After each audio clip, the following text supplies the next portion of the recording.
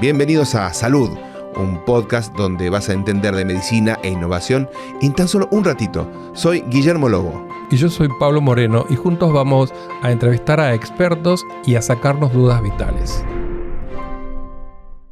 ¿Qué tal? Bienvenidos a este espacio de salud donde el bienestar es lo importante, donde tus preguntas son las importantes y siempre citamos a número uno, a quienes son especializados, se destacan y que dan conferencias a nivel internacional, así que acá nos damos los gustos de traer a los mejores. Exactamente. Hoy tenemos una invitada que siempre nos luce, que hace otorrinolaringología y hace alergia, y es una médica muy destacada que es speaker en numerosos congresos y nos va a hablar hoy de una enfermedad, no quiero usar el término patología porque suena muy distante, pero nos va a hablar de una enfermedad que afecta mucho la calidad de vida. Siempre hablamos de la calidad de vida, Siempre. ¿no? Y esta nos afecta mucho la calidad de vida porque muchas veces pasa mucho tiempo sin diagnosticar y es una enfermedad que nos afecta muchas de las funciones. Y eso le vamos a preguntar a esta doctora, que es la doctora Estela Maris Cueva.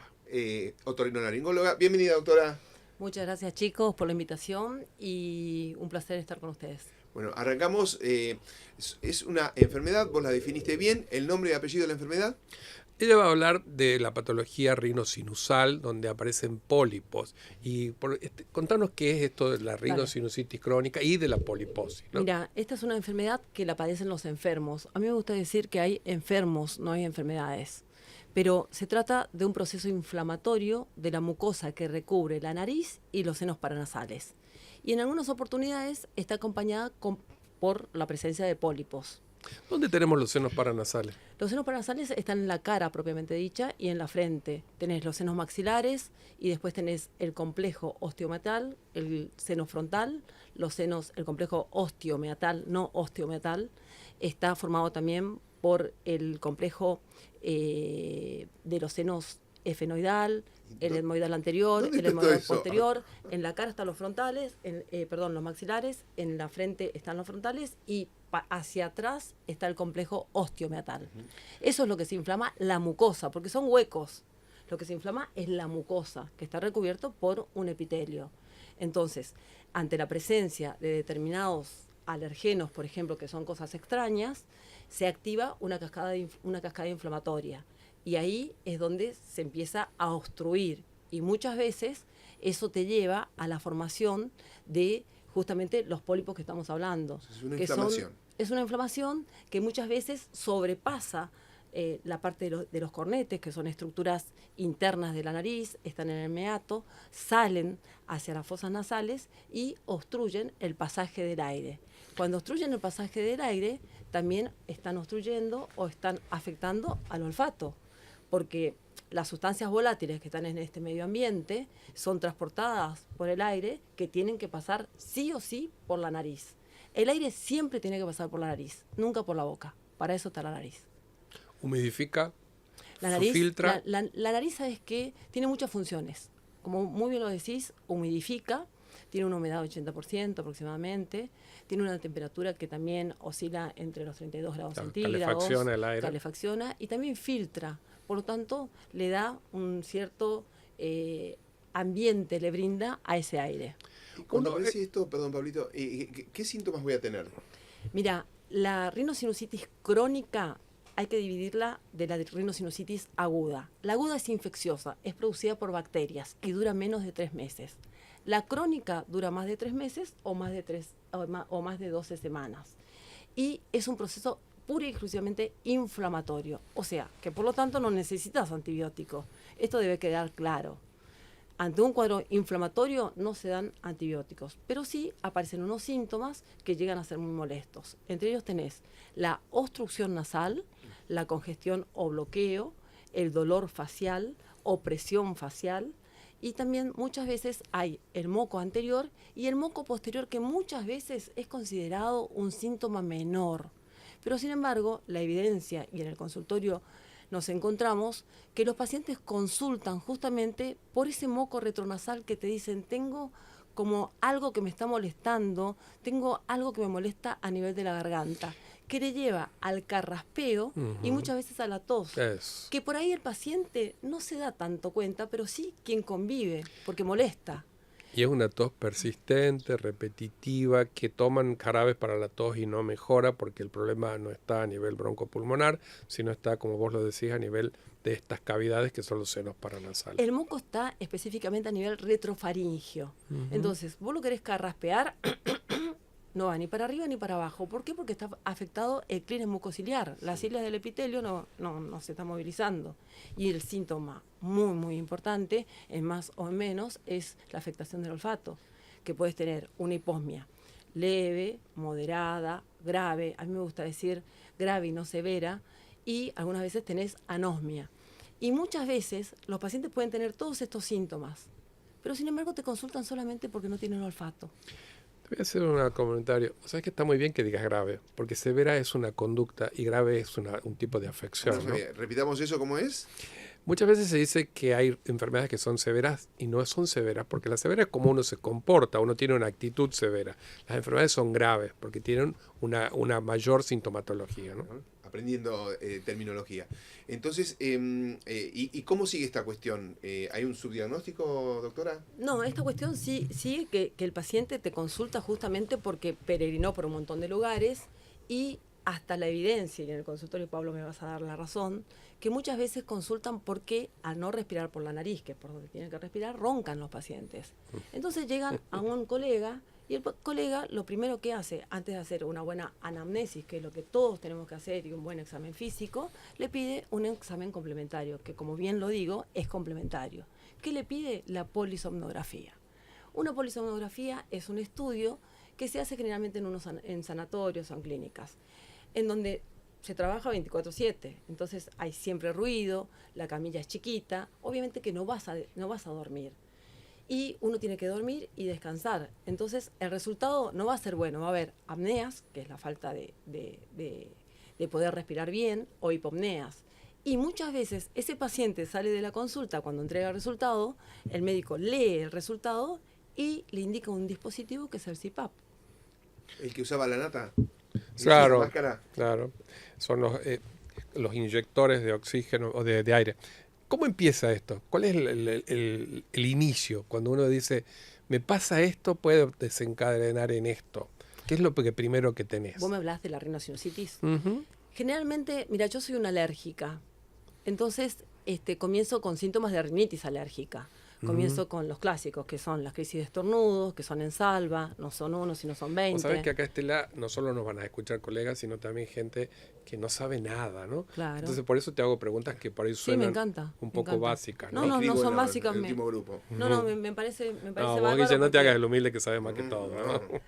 Me parece bárbaro porque está bueno, porque aparte estamos en plena fecha. Exactamente. Ahora. Entonces, la rinitis es el proceso inflamatorio de la mucosa de la nariz solamente. Y te da 4 síntomas también, que son las crisis de estornudos, que no es un estornudo, sino son en salva, como las bombas. Imagínate que vos salís de tu casa con 20 estornudos, te dicen buen día, y pues buen día no lo tenés. La nariz chorrea, como una canilla, hay prurito nasal, tenés la necesidad de frotar la nariz, y además puede haber prurito a nivel de los ojos, y también en muchas oportunidades hay obstrucción nasal. Como es evidente lo que está contando Estela, esto de cómo uno se rasca, que cuando nosotros vemos, si vos me ves a mí como buen alérgico, tenemos el saludo alérgico, que hacemos así, y se marca acá en el puente nasal una línea. Es una línea, es estética, es una línea horizontal, claro, que ocurre justamente porque uno se frota con la palma de la mano, porque la nariz se está chorreando, y entonces te deja esta implicancia. ¿La tengo? ¿Me la ven? No. ¿No? No la tenés. Te deja esta implicancia estética. Y es como muy bien lo estás diciendo, el saludo alérgico. Pero además de todo eso, cuando el paciente se sienta y si uno ya tiene el ojo, se da cuenta que tiene las líneas de Dennis Morgan, que tiene una carita que es como enrayador. Es que si yo voy al consultorio, ojeras, vos ya con la cara vas viendo... Sí, porque además yo curo un secreto. ¿Y eso? Porque soy correntina. Ah, correntina, claro.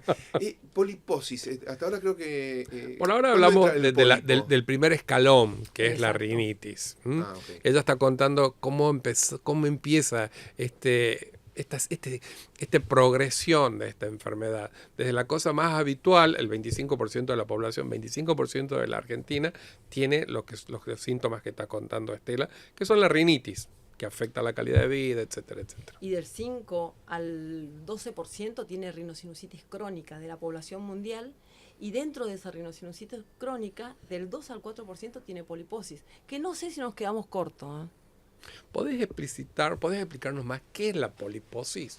Sí, es el crecimiento, es ese proceso inflamatorio que estoy hablando, que recubre a los senos paranasales, los huecos que tenemos en la cara, pero crecen, entonces salen y protruyen y de esa manera obstaculizan el pasaje del aire.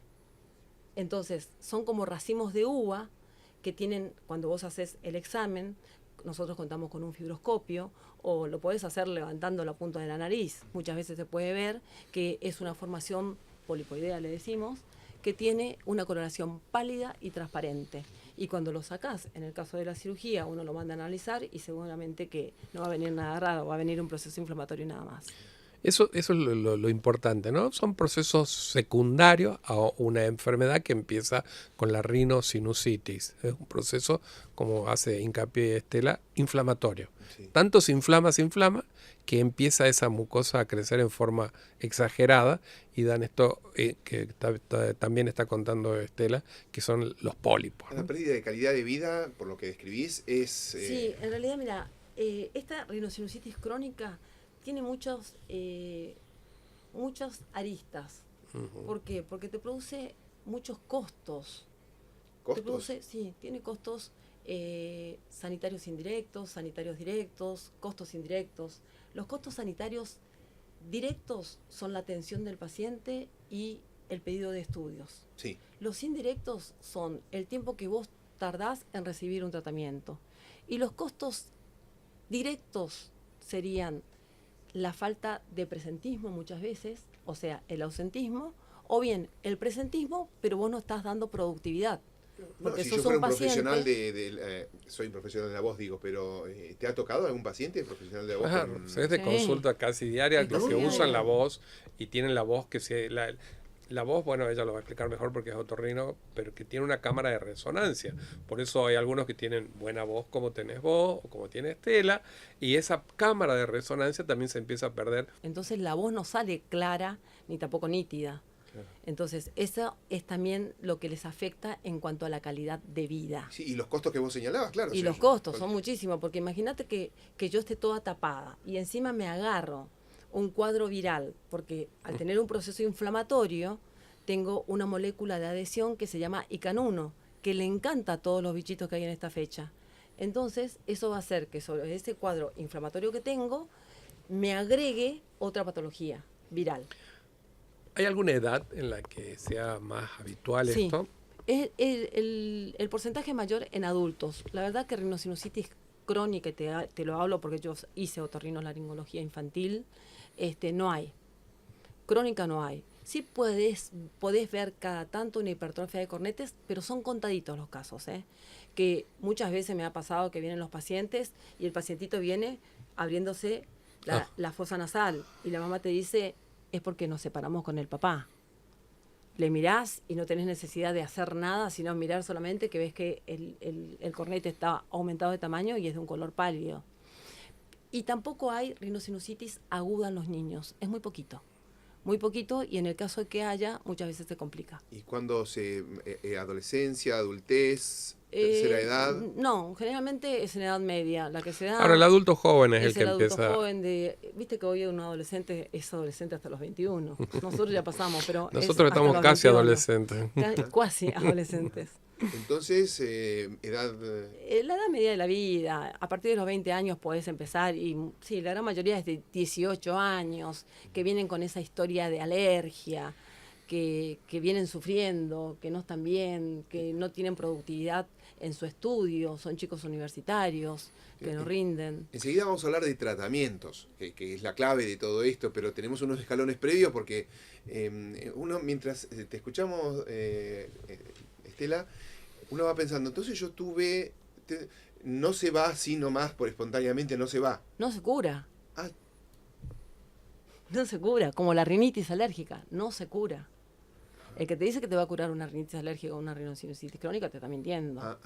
¿Por qué? Porque hay una condición genética también, ¿entendés? Y si a eso le sumás el medio ambiente y la contaminación ambiental y el cambio climático... Tiene tratamiento, ¿no? Estos peldaños que estamos hablando tienen tratamiento. Eso es lo bueno. Y y uno puede curar y remitirlo. La condición genética siempre va a estar persistente porque hasta ahora no tenemos ingeniería genética, pero tienen un tratamiento específico. Y afortunadamente llegaron tratamientos nuevos. Exactamente. Que eso, la verdad, que para nosotros es... Ese paciente que está perdiendo calidad de vida, te escucha, está perdiendo esta cuestión de los costos, dice, bueno, si hay tratamiento, es un antes y un después. Totalmente, y aparte pensá que hoy por hoy la Organización Mundial de la Salud dice que la calidad de vida es la percepción de lo que uno siente, del contexto en el que vive, de la cultura que tiene, de los valores que tiene y de la experimentación que tiene. Y eso te lleva a tener un bienestar físico, psíquico, social y hasta te diría material. El paciente se sienta y con la experiencia que uno tiene ya se va dando cuenta, ¿no es cierto, Pablo? Por supuesto. De lo que está pasando o por qué viene o qué es lo que le está quejando, porque por ahí tiene tantos síntomas y vos decís, tenés moco, tenés la nariz tapada, tenés de todo y venís por el olfato, roncás y venís por el olfato. Bueno, el olfato es un sentido misterioso, poderoso y mágico que te permite... ¿Cómo repetirla? Misterioso, poderoso y mágico, que te permite fundamentalmente saber cómo están las cosas en cuanto a los olores, porque los olores están invisibilizados pero están siempre presentes y es importante tener un buen olfato, porque de acuerdo a eso sabes si tenés un buen aseo personal, si hay un aseo en la casa, también te advierte y te alerta acerca de la presencia de gas o de humo. También es importante en las relaciones sexuales, es importante en la cotidianidad. Mucha gente viene a la consulta y no te cuenta nada de esto, pero sí te dice, mira, la traigo a mi mamá porque se le está quemando la comida, claro, de manera muy seguida, o el otro día entré a la casa y me encontré de que estaba desvanecida porque había una pérdida de gas. Estamos hablando de la rinosinusitis crónica con poliposis nasal, más en mujeres que en hombres, igual. No, es igual, prácticamente es igual.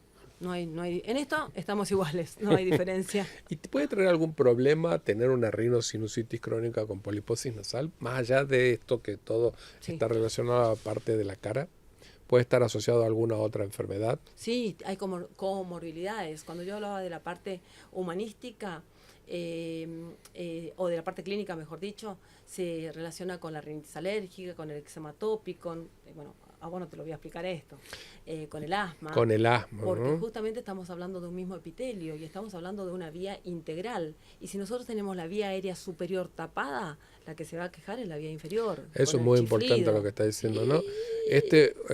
Hay un concepto que hace unos años empezó que se llama United Airway, que es la vía aérea unida, no United Airlines, sino United Airway, que es la vía aérea, porque si bien ahora se está tratando de diferenciar, pero eso de que es la misma vía, se inflama arriba, como se puede inflamar a nivel pulmonar y empezar el paciente a tener asma. Por eso es muy importante tratarla, la rinosinusitis, ¿no? Claro. Y con la dificultad, Estela, del acceso a la medicina. Estamos viviendo una crisis económica, la salud pública en crisis, la salud privada en crisis, y hay un subdiagnóstico. ¿Se peregrina mucho tiempo? Por ahí se peregrina y son pacientes que están o subtratados, creo que coincidís, Pablo, o están maltratados. Entonces, por ahí a mí me pasa, yo que soy experta en olfato, me pasa que primero tengo que hacer un interrogatorio muy minucioso, después tengo que hacer un buen examen, después tengo que hacer una fibroscopía y obviamente que tengo que hacer la olfatometría. Claro, pero como dijo Estela, un paciente que se sienta en el consultorio y te empieza a contar una historia que fue a un médico y fue a otro y le dieron esto y le dieron un spray, y le dieron un antialérgico, uno ya sabe, como bien explicó, usa métodos complementarios para evaluar la severidad o la gravedad de este cuadro. Pero la historia clínica es fundamental para diagnosticar esto, ¿no? ¿Hay un tratamiento estándar? Tenemos tratamientos, pero también quiero seguir con lo tuyo, Pablo, que también es importante por ahí pedir imágenes, pero no hacer un sobrepedido y no una resonancia. Acá tenemos que pedir una tomografía de senos paranasales sin contraste. Por Es un supuesto. estudio muy sencillo. Y no hay que pedir radiografía, chicos. No hay que pedir. Exactamente. Cuando Mansilla empezó a hacer otorrino, solo había radiografía. Y era la mejor forma de diagnosticar sin tener que abrirte la cara. Entonces vos sacabas bueno. una placa y decías, este paciente tiene una rinosinusitis. Después con la aparición de la tomografía, que como bien dice Estela, el problema de que vos seguramente lo conocés mejor que yo, es la superposición de imágenes, porque vos te sacas una foto plana, entonces vos ves y no llegás a ver la dimensión de esta poliposis, del aumento de la hipertrofia de la piel que recubre. Entonces, por supuesto que una tomografía no duele, es fácil de hacer. No te raya tanto. Claro, es una cosa rápida. Si tenés, muchos pacientes me dicen, como te deben decir a vos, tengo claustrofobia, no me puedo hacer una tomografía. Hay los tomógrafos abiertos. Es decir, que esto es un estudio complementario que para los que tratamos esto es fundamental. No es difícil, Estela, entonces. Digo, habías hablado de un buen diálogo, ¿cómo se llama? Cuestionario. Un buen interrogatorio. Eso, interrogatorio. Un buen eso. interrogatorio. Eso. Después, en otorrino nosotros contamos, Pablo, con cuestionarios también de calidad de vida. Pero bueno, eso ya es un poquito más, más específico, llegar a esos cuestionarios. Y otra ¿no es cosa, cierto? ¿Puedes usar el kit de olfato nuevo? Hoy por hoy nosotros contamos con una herramienta que es justamente, contamos en el país, porque esto se conoce en Europa ya. Sí, pero hay uno argentino. Sí, hay uno argentino, gracias. Que es saber dónde estamos parados, porque en base a eso lo que el paciente te está contando es que no tiene olfato, pero no deja de ser subjetivo. Entonces, medianamente vos podés objetivar haciéndole oler unos olores que son conocidos y es algo que te quitas 10 minutos en la consulta. ¿Y está para este diagnóstico también? Sí, lo usás? necesitas, porque justamente como afortunadamente tenemos una terapia nueva, las prepagas o las obras sociales te piden ese estudio, ¿entendés? Perfecto. Para que te puedan dar la medicación. Entonces, hacemos ese estudio y ahí vamos a saber medianamente si estamos con una hiposmia moderada, si estamos con una hiposmia grave o si está totalmente anósmico. Si de todos los frasquitos no acertó ninguno, obviamente ese paciente es anósmico y obviamente que yo siempre le voy a creer al paciente. El paciente no viene a mentirnos, pero es una forma fácil, que nos lleva solamente 10 minutos, en donde hacemos 2 preguntas. ¿Detectás sí o no? Y después le das unas opciones. Perfecto. Y en todo este camino que sigue el paciente, vos dijiste hay pacientes subtratados y maltratados. ¿Qué significa que un paciente esté maltratado? Un paciente maltratado es un paciente que le dieron corticoide y nunca más lo controlaron. ¿Qué corticoide? Entonces, suponte una metilprednisolona. Es decir, algo que vos... oral. Exactamente. Un tratamiento oral. Y el paciente siguió y después vos lo viste por ahí, te llama la atención y puede ser que esté haciendo un Cushing porque está totalmente edematizado. ¿Vos has escuchado que dice lo que se llama la corticofobia?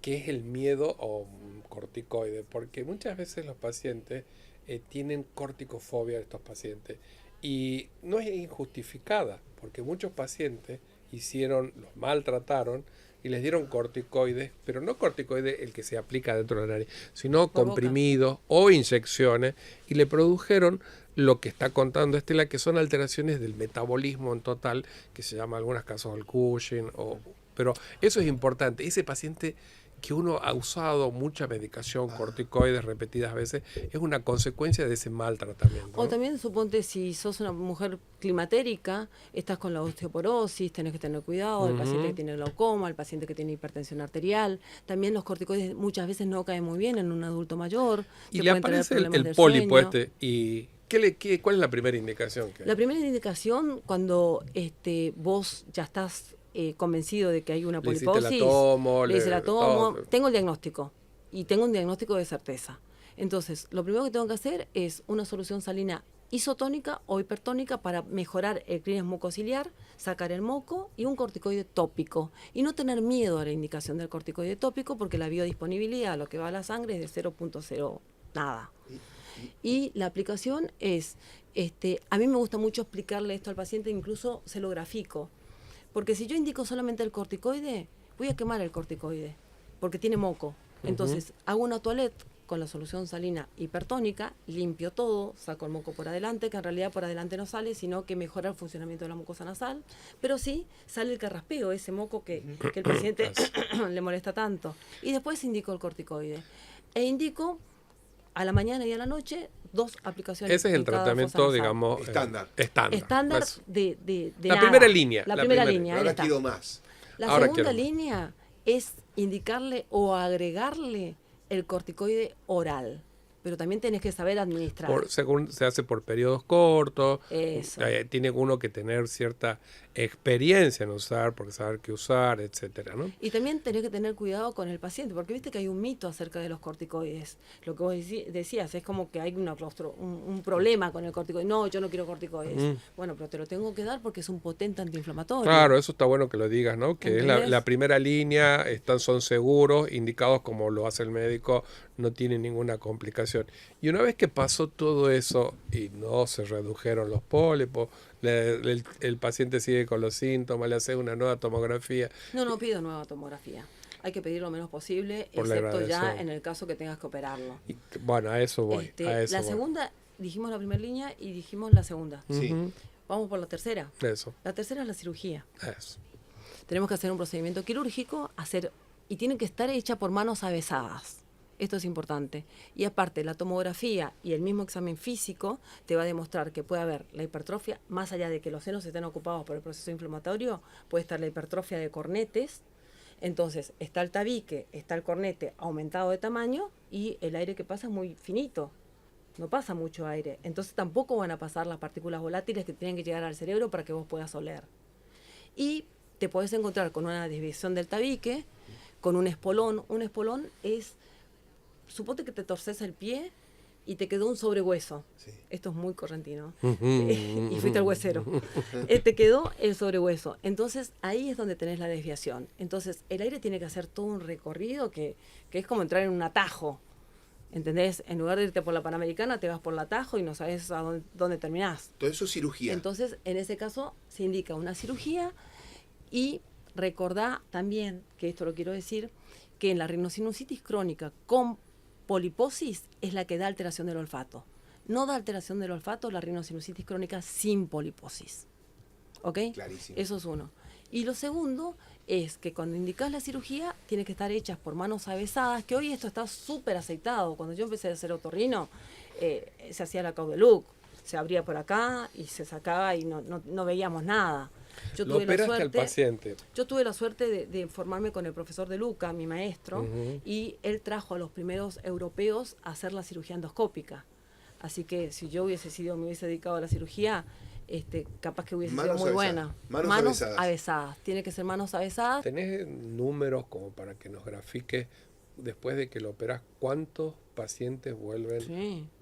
El 40% de la población vuelven a crecer los pólipos. El 40%, y según las guías hablan del año y el año y medio. Entonces ya se probó una barrera, la segunda posibilidad, tratamiento estándar, cirugía, vuelve a crecer. Y acordate también que yo he tenido pacientes que fueron operados 7 veces, No. en donde ya hay complicaciones, hay perforación del tabique. Entonces, por eso a mí me pone tan feliz que afortunadamente haya venido otra terapia y que la contamos en el país. ¿Cuál es? Que es justamente la terapia biológica, los tratamientos que se hacen con anticuerpos monoclonales. Uy, don César Milstein.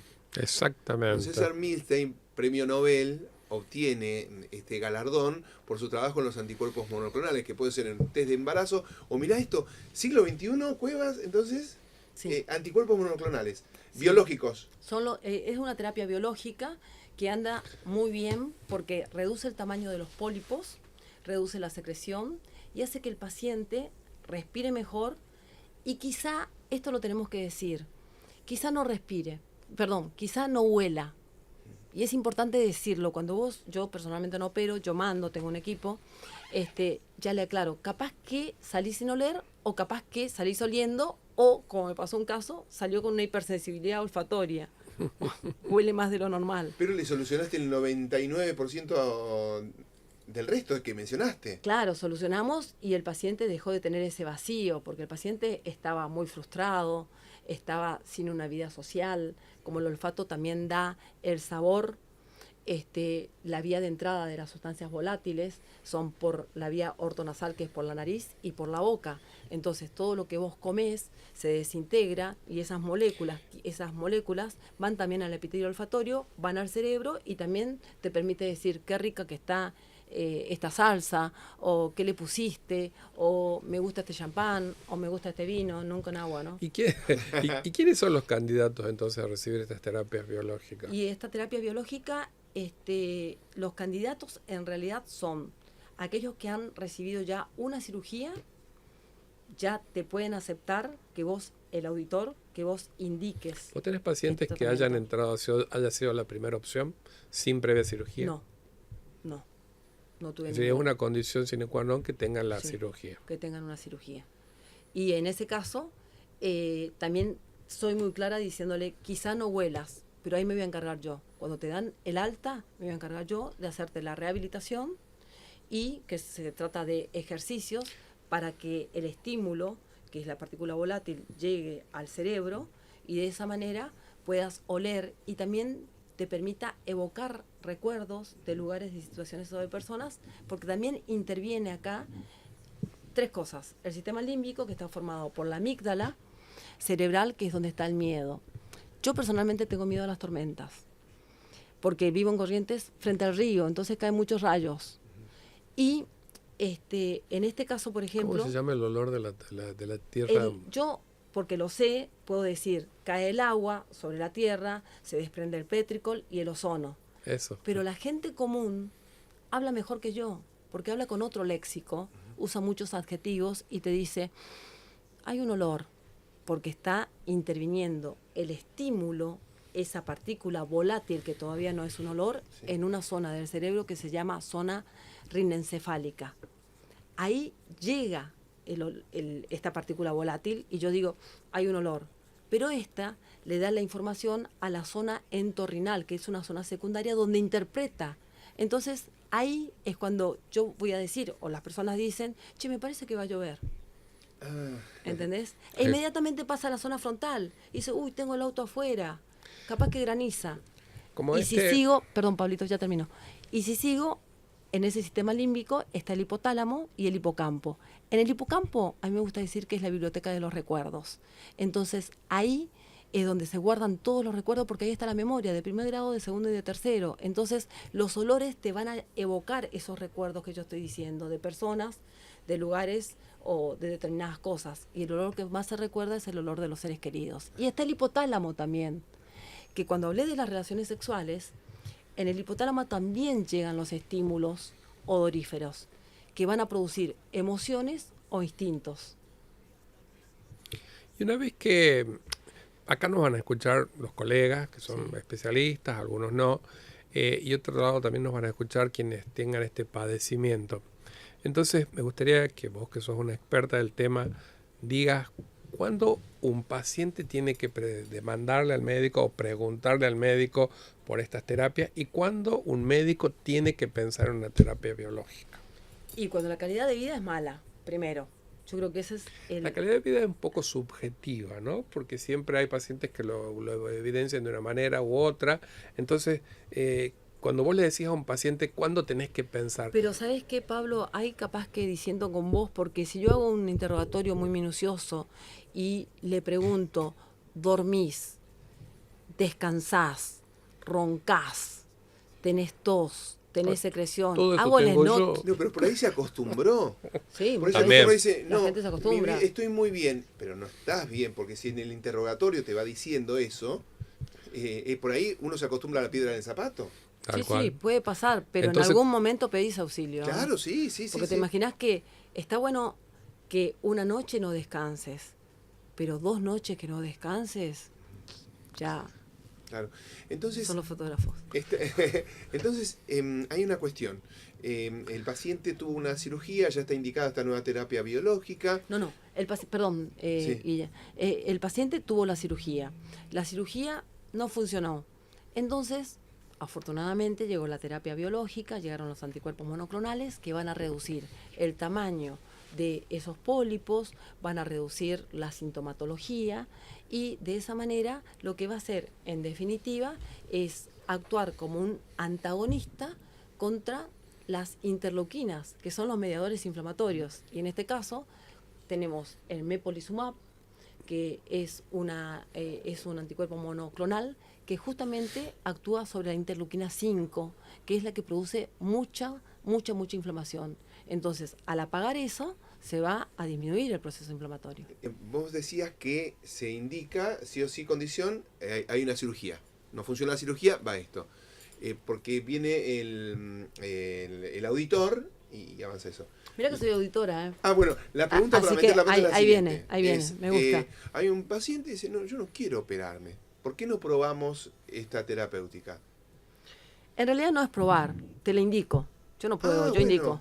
Yo te indico esto. Sin cirugía te digo, ¿eh? No. ¿Se entiende? Es que no va a estar aprobado sin cirugía. Por eso nosotros queremos hablar bien clarito, tenemos que aprender entre todos. Me parece que lo que estás diciendo está bárbaro y creo que Pablo va a coincidir. Primero, que esto llegue al paciente, que no todo termina en una cirugía. ¿Sí? Perfecto. Segundo, al colega. O primero al colega. Si no estás enterado de lo que hay, de lo nuevo, si no te actualizás, nosotros los médicos nos tenemos que actualizar todos los días.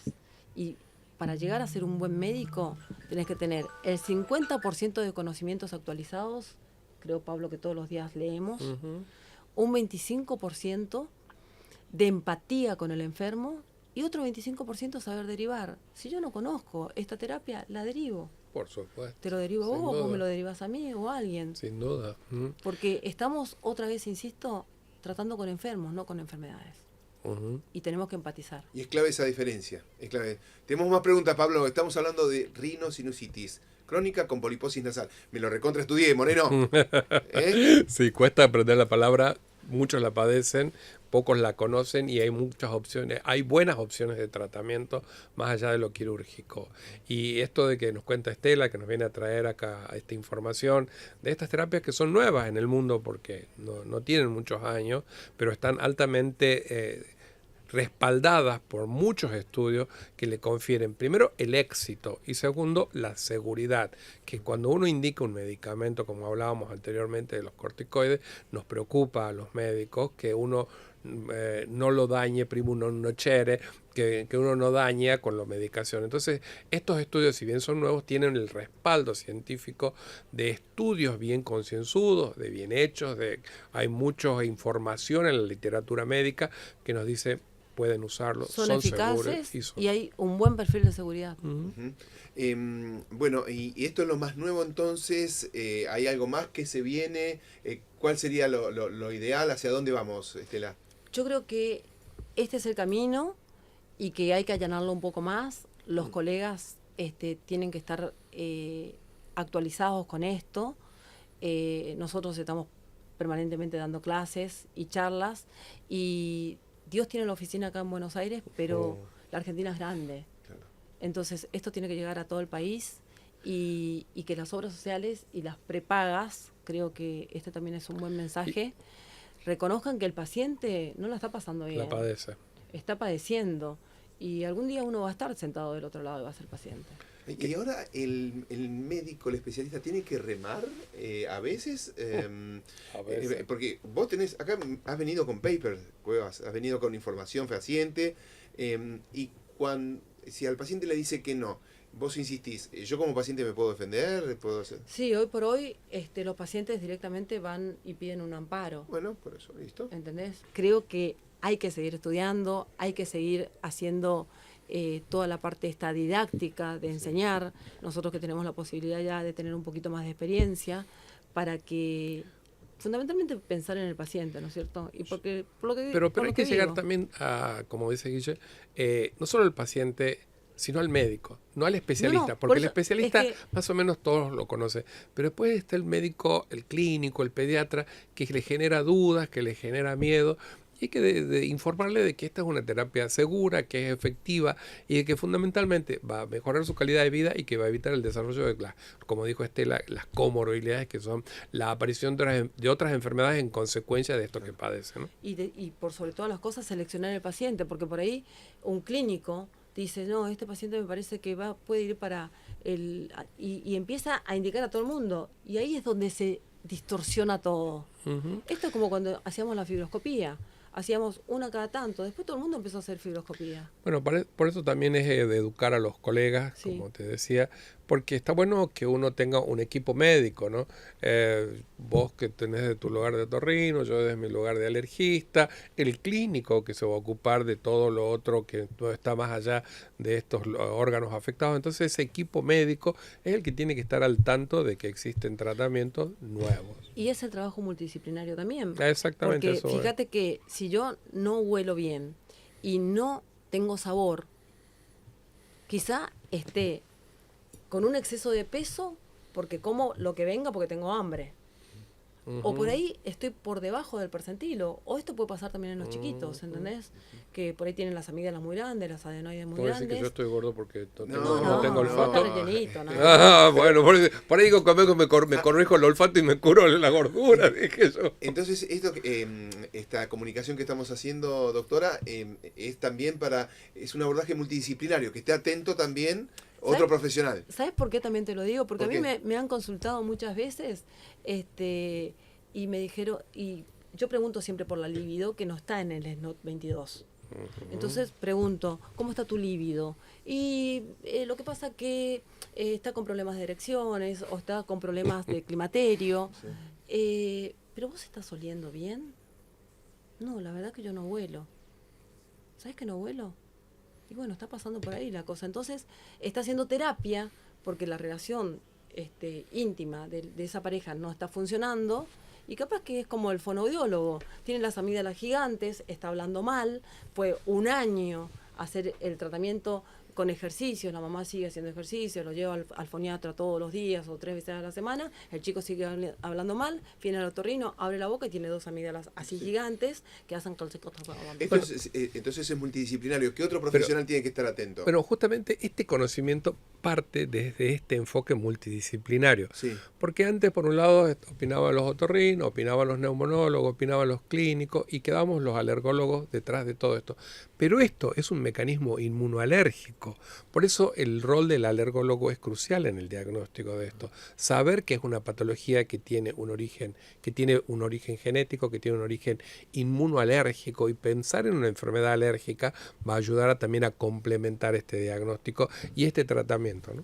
Por eso hice las 3 especialidades.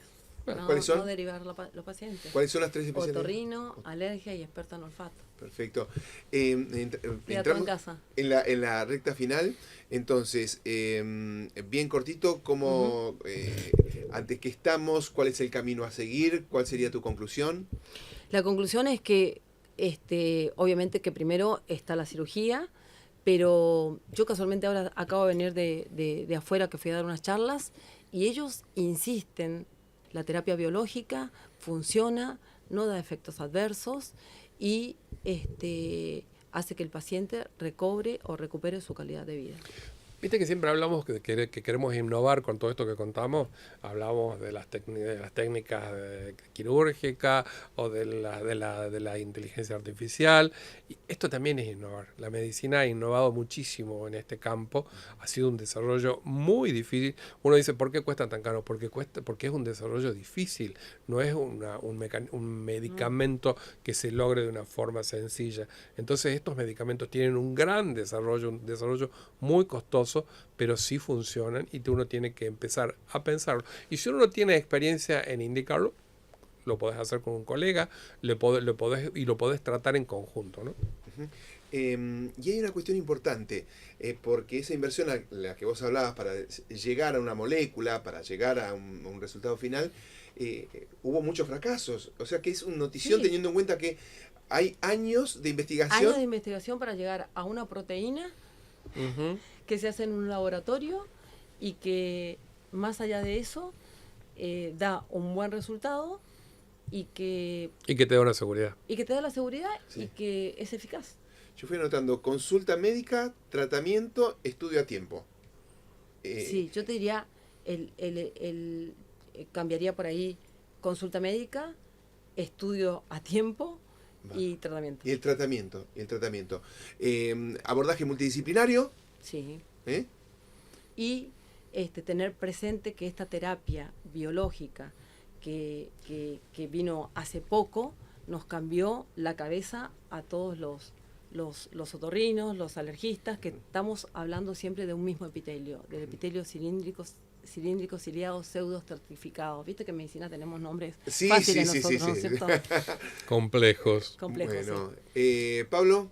Me parece que eso ha sido súper interesante que nos cuente Estela esto, porque sobre todo nos va a ayudar a quienes no son médicos y uno la padece, saber que tiene una opción de tratamiento altamente efectiva, de que tiene que estar apoyado por su obra social o por el Ministerio de Salud y que le va a mejorar considerablemente la calidad de vida. Bueno, y la conclusión es tuya. Primero, gracias por el tiempo. No, a ustedes, chicos. La verdad que para mí es un placer venir a compartir los conocimientos y también de esta charla a mí me surgen también dudas que me llevan a estudiar. Qué bárbaro. Y aparte logramos que entre charla, viaje y viaje, tiene una agenda tremenda, así que es buenísimo. Y el orgullo también que speakers internacionales, sos argentina, sos correntina. Soy correntina, sí. Y que a nivel internacional convoquen argentinos para charlas internacionales, en tu caso es... Muchas gracias, Estela, por darte tiempo a venir a compartir con nosotros. No, siempre a vos, un placer Pablito, escucharte. Como siempre, y a vos, Guille, como siempre, gracias por el respeto que le dan a mis especialidades y a mi persona, obviamente. Bueno, gracias por acompañarnos. Este diálogo fue posible gracias al apoyo de GSK.